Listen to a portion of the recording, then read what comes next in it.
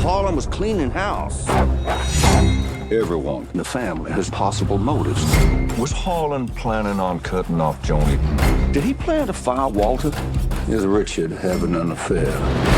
That's some heavy-duty conjecture. Funny, Ransom, you skipped the funeral, but you're early for the will reading. Up your ass. Very nice. Ransom. Slap that mother. You gotta do this more often.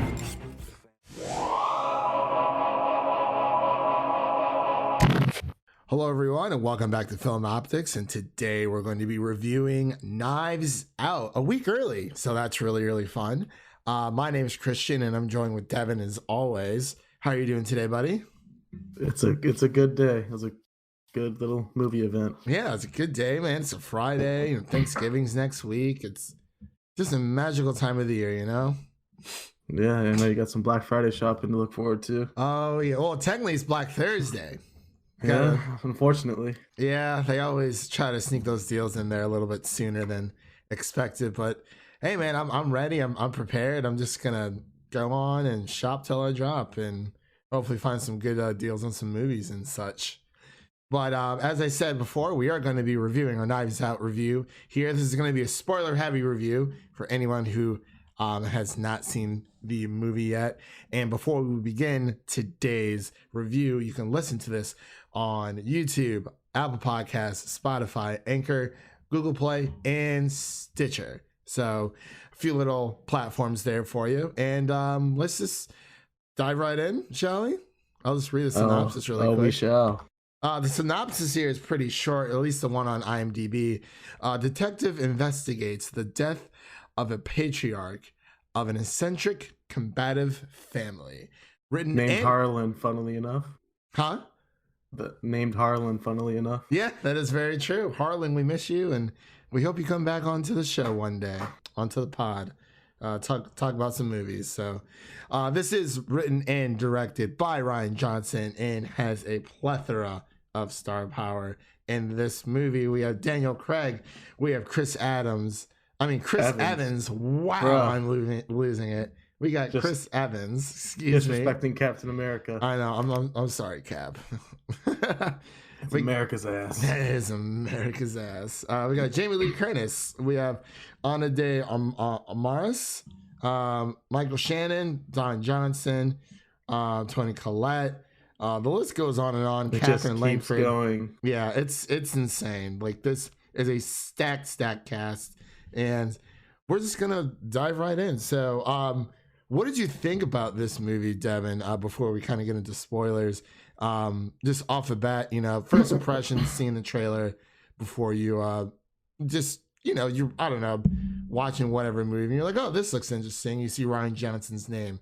What is your first reaction? It was hard not to be excited just on the cast when you first see like all those people. There's just so much talent. Yeah, I totally agree. I told you before this, I was a little angry, and I have a good reason for it.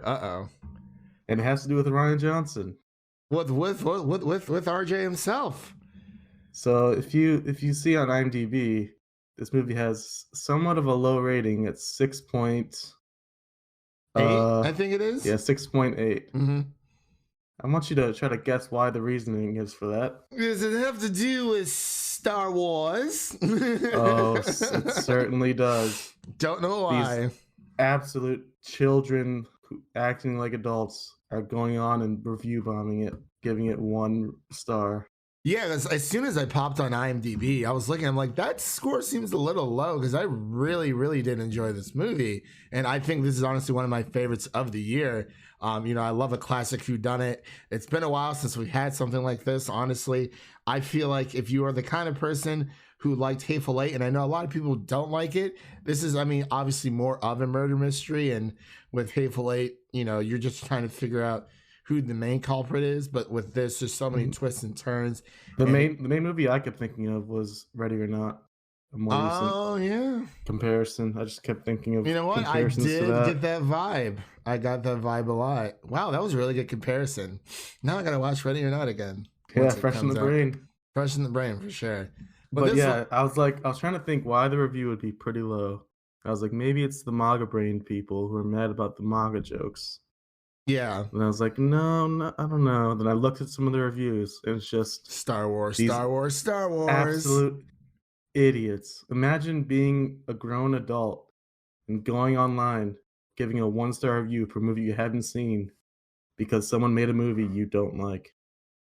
Yeah, So that is a bit ridiculous. You And have say to what you dedicate your will. life to hating that person for no reason. Yeah, and it just doesn't make any sense. I mean, say what you will about The Last Jedi. I enjoyed it. Like, yes, there are parts that I have issues with. Even if you don't like it, he didn't make it just to make you angry. Just leave him alone. What are you doing? Yeah, it's that is a bit on the childish side there. It's, you know, he's doing his job. He's writing, he's directing, and this movie should not, Star Wars should not affect this movie because A, this is not another Star Wars movie. B, this is a great movie if you love murder mysteries, a classic whodunit tale, and it's just not the same. And I kind of get tired of the whole Rian Johnson ruined Star Wars. And it's like, well, I mean, George Lucas wasn't really doing anything with the property for a long time. So if Disney never would have picked it up, you probably would not have gotten much, or it might have went to another company that would have done like 10 times worse. I think Disney has been doing a fantastic job with it, and congratulations, Rian Johnson, for another amazing movie.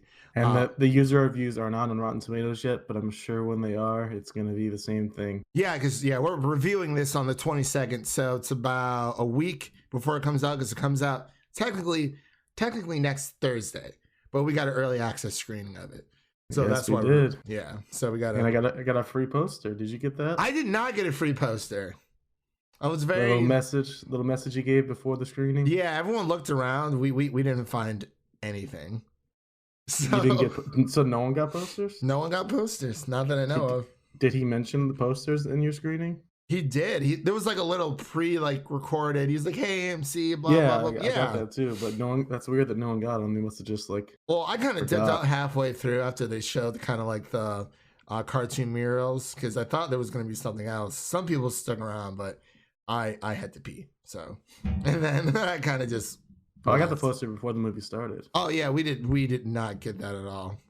How big is the poster? Like, is it just like the? Or is it it's like just a regular one poster that they usually give out? I got you. Like Captain Marvel, Infinity War, Endgame.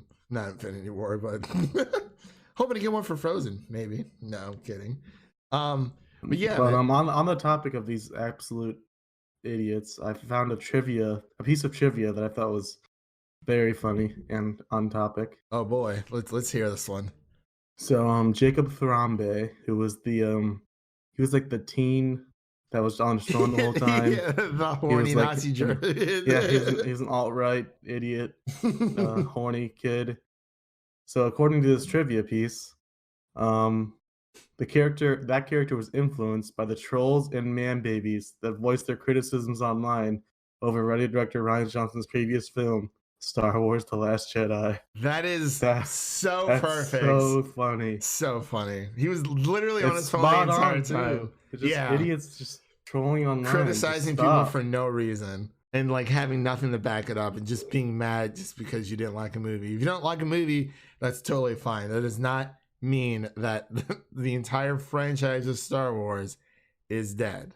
Because man babies is a perfect description for them. Yeah, I mean, honestly, let's be frank. Like, Star Wars didn't really start getting popular until Empire Strikes Back. So, just saying. Like, if you go back and look at the original reviews when it came out, the first Star Wars did not do that good.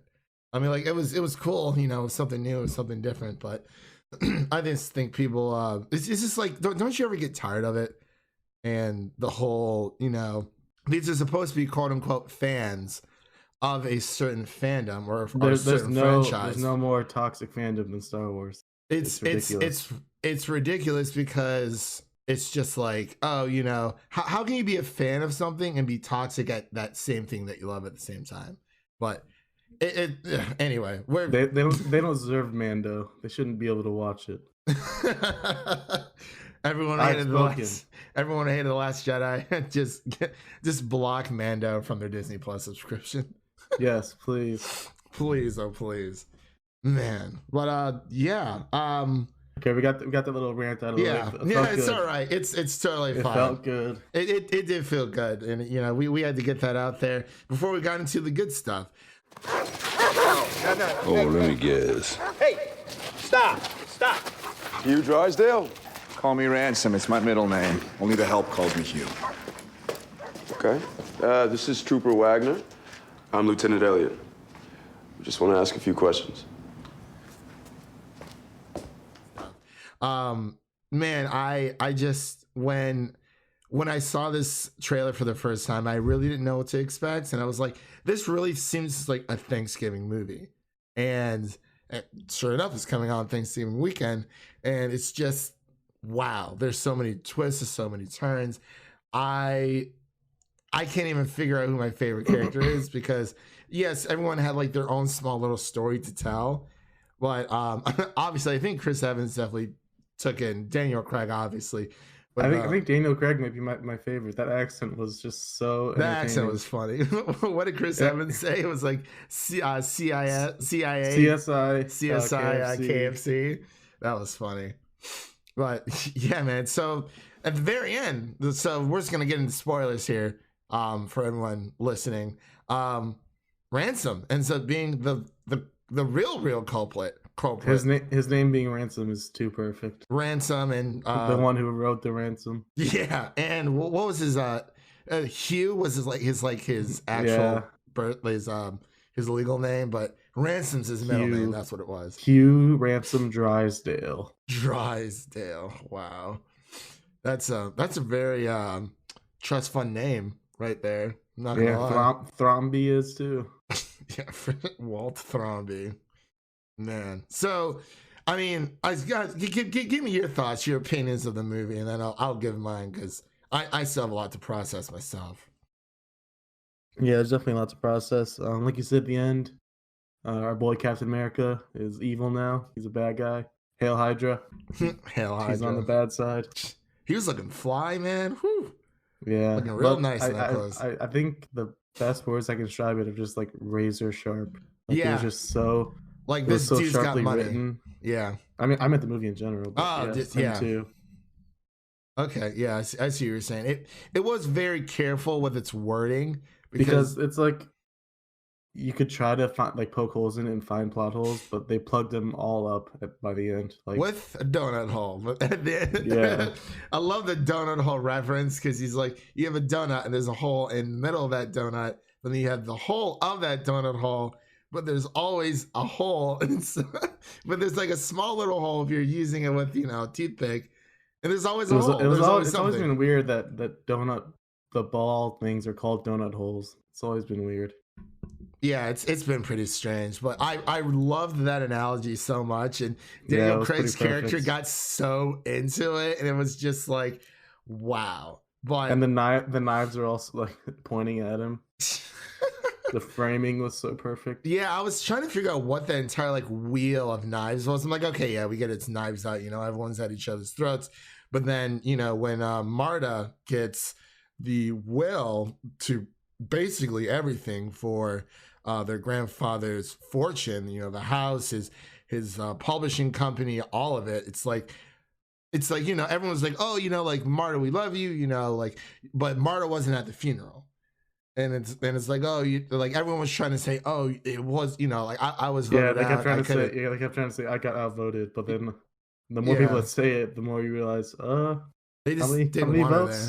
Yeah, they probably just didn't want her there. And then all the stuff comes out. It's like, oh, it really, I like the intimacy between Marta and the grandfather of showing how their relationship was. It actually was a friendship. Yeah, it wasn't, there was nothing sexual about it. There was nothing off-putting about it. He never treated her bad. She never took advantage of it. It was just like she said in the movie, he was just looking for a friend when she was originally being, interrogated and not vomiting, which I thought was hysterical how they put that in there. It's so funny. I don't even know how you come up with that. It's such a perfect for a movie like this. It really murder was. Mystery. Someone vomits whenever they lie. It's so perfect. And it's not like yeah, it was right after, but at more times than not, she held it in until the very end, and especially at the big reveal when she dupes Chris, Ransom's whole master plan and trying to make it seem that the other lady had actually survived the overdose of the morphine. And then she was like, bleh, like right at the very end. I'm like, oh, yeah, God. all over his face. It was so good. Yeah, it was fantastic. And I think we gotta talk about Ana de Armas. Yeah, let's talk about her because she did a fantastic job. And I feel like it was her character was very inviting. She really was like a pure soul. Yeah, I think in all this. I think I have a similar feeling back to Ready or Not. She kind of reminds me of Samara Weaving, kind of just like a star, like growing up before our eyes, possibly. She definitely has some star potential. Yeah, and definitely, both of them being the innocent ones in, these crazy families. When one's with Samara Weaving, that family's obsessed with living and you're worshiping the devil. That was a little bit more freaky, especially during the beginning with like all the masks and stuff. But with this one, everyone's like, you're like, oh, well, grandfather loved us, and like, this dude's turning 85 years old, and he's like, you know what? I'm not gonna give it to like any of my children. But one of his children's already dead towards, at the very beginning, which was Toni Collette's husband. And the father to Katherine Langford, Meg. I thought maybe that would have been where they went with it. Like her husband wasn't actually dead, and she was just like playing. Yeah, that's what I was saying. Kind of like a Widows type thing. It was like, oh, Liam Neeson's back at it again. And I was like, yeah, man, that was a great twist. But I thought Ana de Armas looked familiar, so when I looked at her, yeah, she does look a little familiar. She was in Blade Runner 2049. Totally forgot. I still haven't seen that movie. I might pick it up on Black Thursday. That's what I'm calling it now. So it can't be helped, honestly. Pretty fantastic. She was also in a movie like 5 years ago called Knock Knock.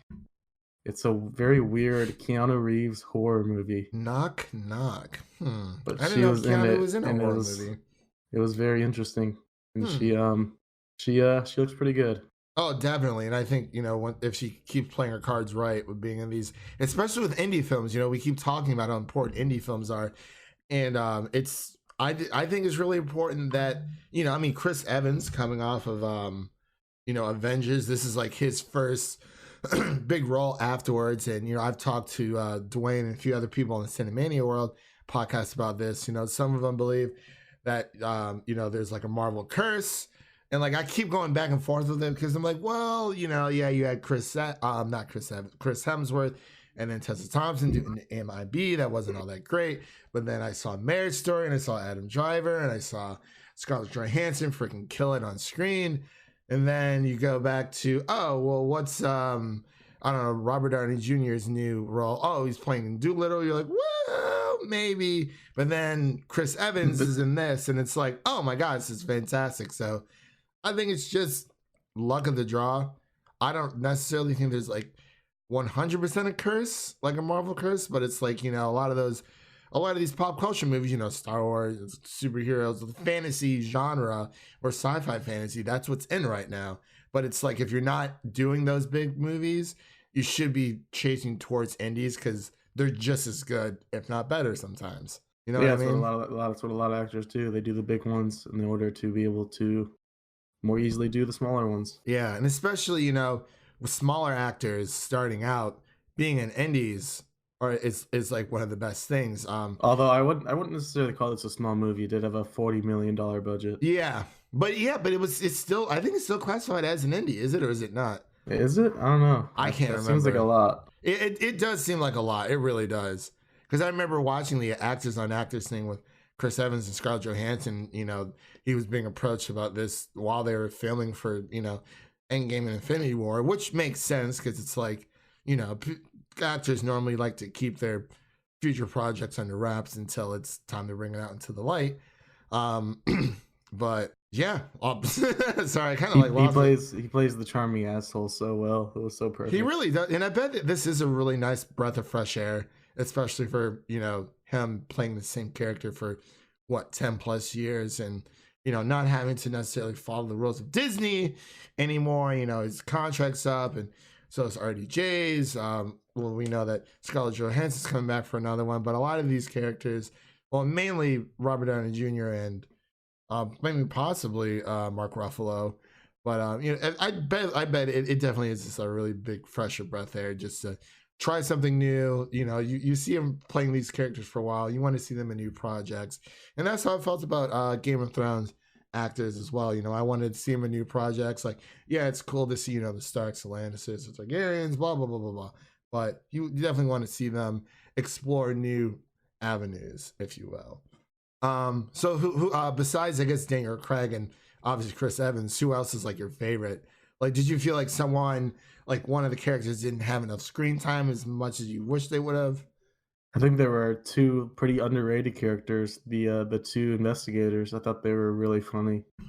Yeah. They kind of like represented like the audience, what they're feeling, because they kind of reacted to everything as it was happening. So especially like, the white guy when they Daniel Craig's what like we're thinking. Yeah, when Daniel Craig's like literally unraveling everything like right before. Yeah. Wait. Right before Marta like tells the entire family that she quote unquote killed their grandfather. And then Lieutenant Elliot, he's like, damn. Like, it was just crazy. I thought it was on a whim. I'm like, there's no way Ransom did it.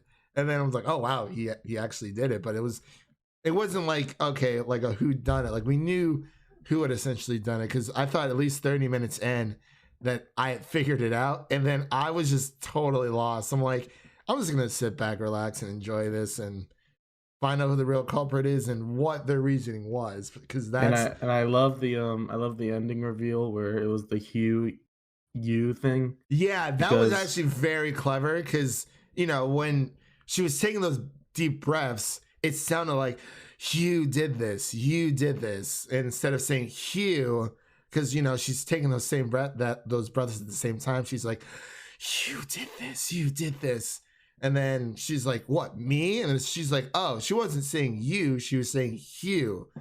And it's like, okay, that could have come off as pretty cheap or cheesy, but they actually set up the breadcrumbs like throughout the movie. Yeah, because they mentioned that his name was Hugh in the middle of the movie, and then they also mentioned that the help. I hated when they kept saying the help. That was cringy. The help has to call him Hugh, and then she's like, "Because you're an asshole." Yeah. And then the very, very end, when Chris Evans goes for one of the knives, and they're just retractable, and he's like, they set that one up too. That was the prop knife. Yeah, that was really funny. But it was I really wish, I think the only person, well, I guess Katherine Langford, she did have a pretty nice, I think everyone did have actually. Do you think she was underutilized? Do you think she was being like deceitful? Catherine? Do you think she was like kind of trying to get on her good side? Yeah, at first I did think, because you know, when they find out that, you know, Marta, you know, when she inherits everything, and then Catherine calls her, and at first I was like, okay, maybe this you know, sounds, you know, sentimental and, you know, meaningful, because you know her mom was double dipping with the money that was supposed to be sending Meg to school.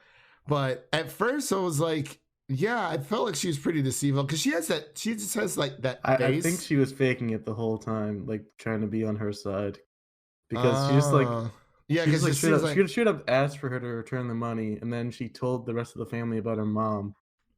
Like, really? Yeah, that is true. It did seem like she was a little bit baited into it, but for like a split second, I thought that I was like, maybe she is. Like, as soon as, you know, when she was talking to Marta on the phone, and she's saying that, you know, her mom's broke, and Marta's like, you know, I'll give you your money, and she's like, thanks, click, bye. And I was like, yo, what? Like, okay, that's when I was like, you know, she's definitely out for it for herself, because everyone else was just so obsessed with their own grandfather's fortune, and they didn't want, it's like they couldn't see the bigger picture.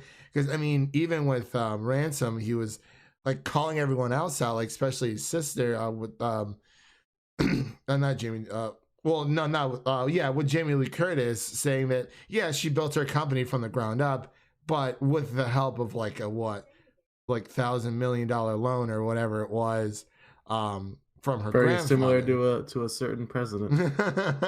A small loan. Yeah, and that's literally what it reminded me of, and it was like this like a really cool callback.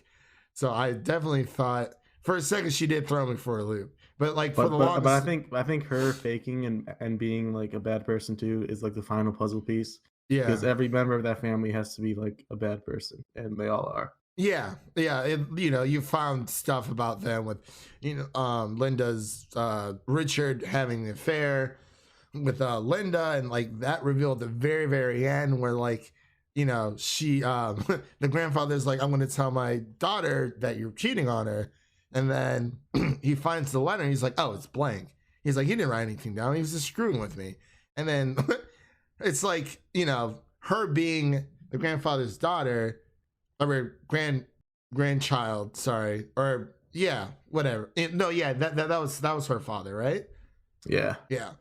With that being, her father, and she's using like the lighter to kind of like decode the message because she knows her father that well, and it really did show how connected they all like truly were. Instead of just saying, "Oh yeah, that's her grandfather. He has a lot of money, and I want it after he dies," but.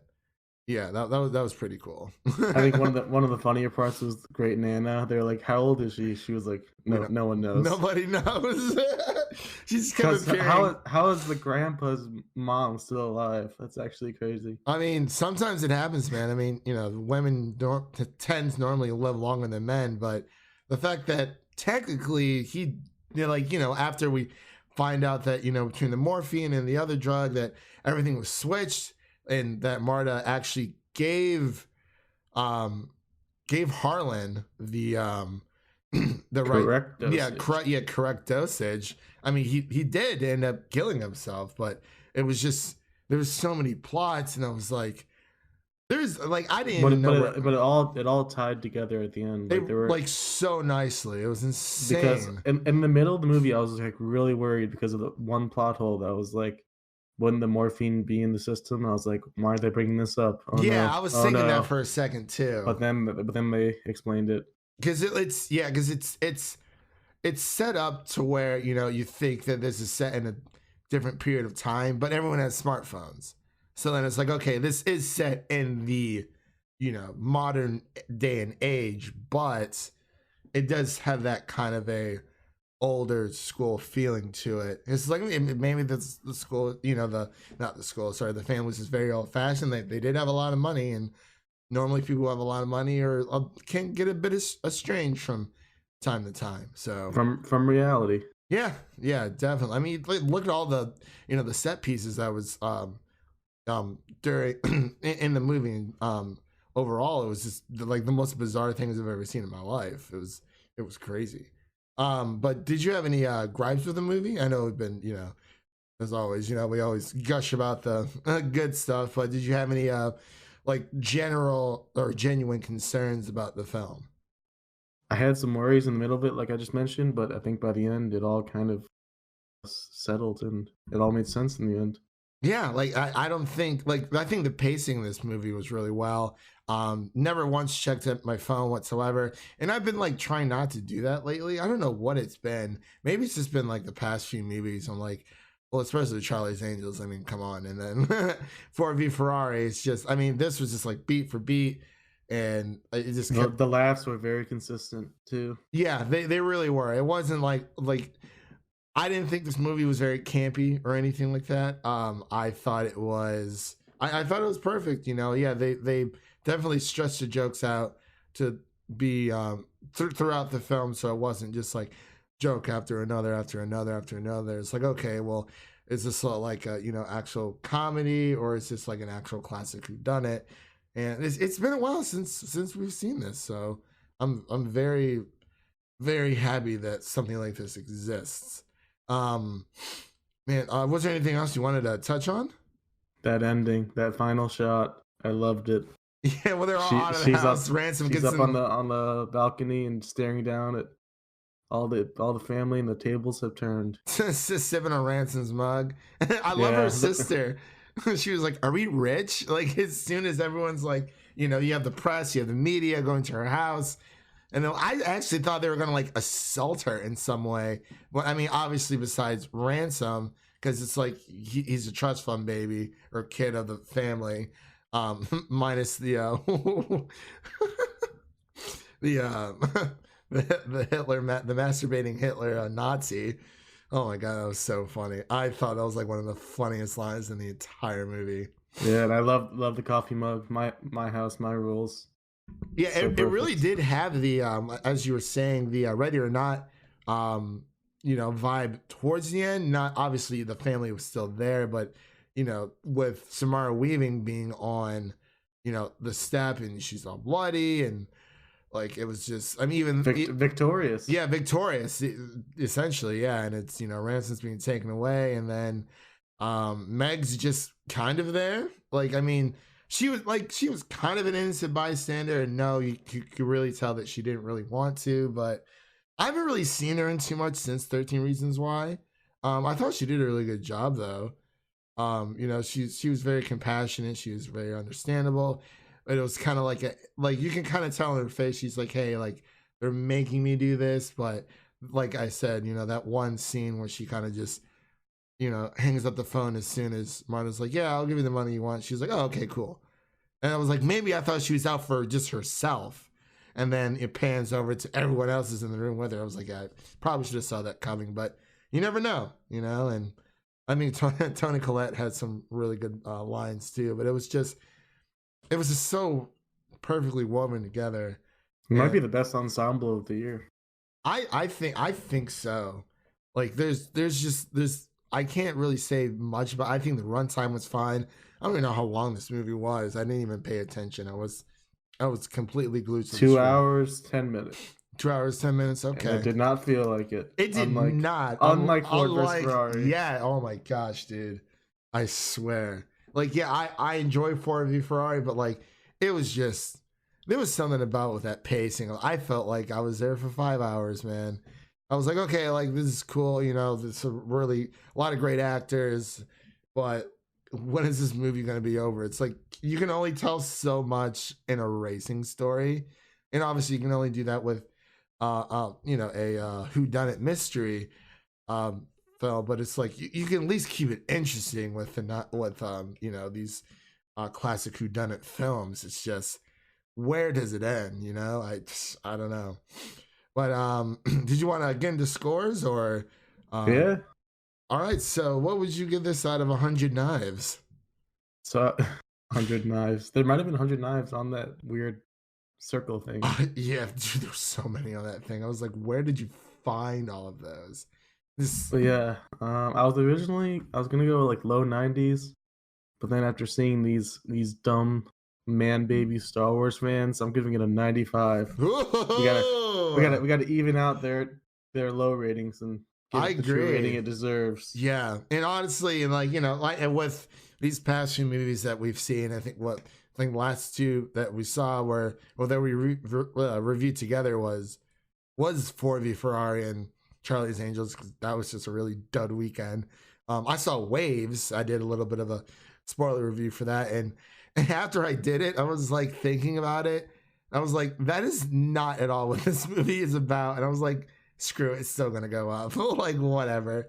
But definitely want to do a spoiler review for that, because I want to hear your thoughts about it, because I definitely want to see it again just to get a feel for it. But I'm definitely gonna agree with you. I'm gonna give this a 95 out of 100 as well, because it is definitely one of my favorite movies of the year and possibly might make my top 5. But we have a lot more movies to see, man. It is like pure Oscar season from here on out. Like, this is so much stuff. It's insane. But yeah, I guess that wraps it up for our Knives Out spoiler heavy review. Devin, thank you for coming on as always. And before we leave here today, you can again listen to this on YouTube, Apple Podcasts, Spotify, Google Play, and Stitcher. Make sure to leave us a 5-star review and a written review on Apple Podcasts if you are listening there. And I believe since Devin will be going home for all of next week for Thanksgiving, I believe I'm going to try to get a Frozen 2 ensemble for a spoiler heavy review with some of my friends over on the other podcast I'm a part of, Cinemania World podcast. So we're going to try to get something going there and, talk about the movie. I think I'm seeing it tomorrow, right before The Irishman. No, after The Irishman. So that would be interesting. I'm seeing that at like 11:30 in the morning, man. It's like the only time. I'm like, if I'm going to see The Irishman, I got to see it early in the morning. That's it. You know what I mean? Yeah, you might not have much time the rest of your day, but that is very true. I made sure that I didn't have much to do this weekend, so that's always a good thing. But this review will be up for this weekend, so we'll have that covered.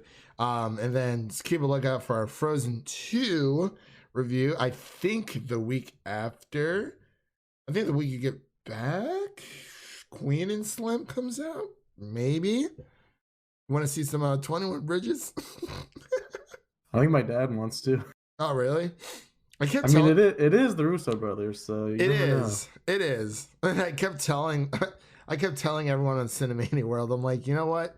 Chadwick Boseman needs to do his Wakandan accent, and I'm there. Just be like, close down all the bridges, close down all the rivers, and get this man a shield. Yeah. Get this man a gun. But yeah, that'll do it here for us today, and we will see you guys in the next one.